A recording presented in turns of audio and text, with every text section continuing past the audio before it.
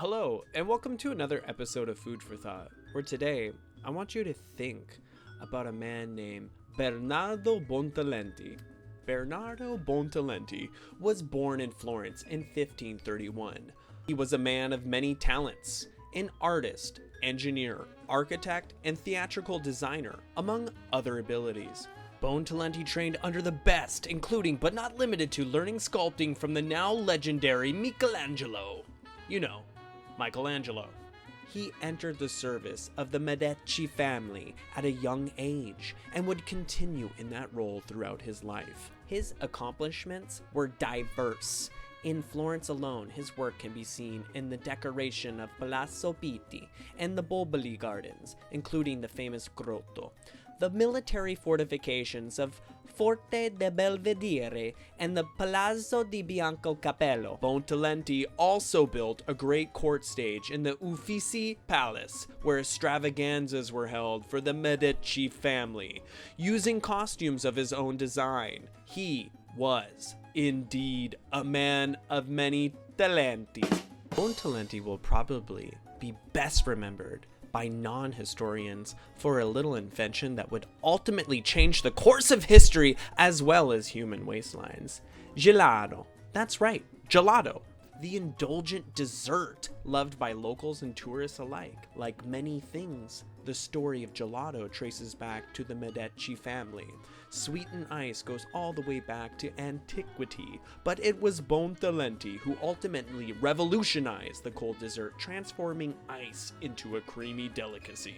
As the story goes, Buontalenti was one day charged with organizing a feast to celebrate the arrival of the Spanish delegation, who came to Florence to visit the Grand Duke Cosimo I de' Medici.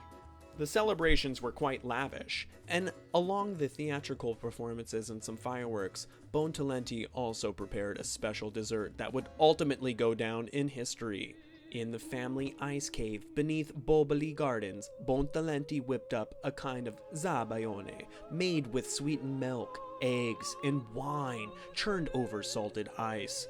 Buontalenti was also an expert in the storage of ice and snow and invented a kind of cellar lined with cork and wood for insulation.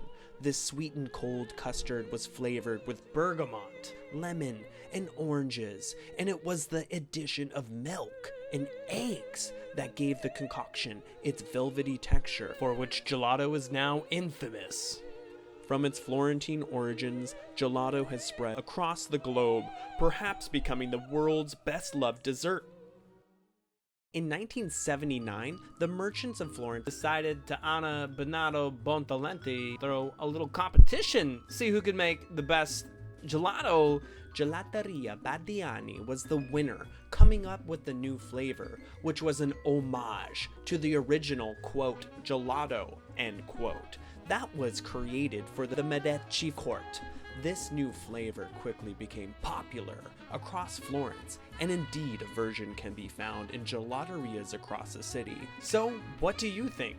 If anyone would like information, I'd be thrilled to make a video about the history of ice cream itself, seeing how ancient prototypes have existed ever since humans figured out that adding juices or honey to snow tastes delicious. Like always, I hope you enjoyed. It's my pleasure to tell these stories, and I hope I earned your like. If you would like more content in the future, I would be honored for your subscription.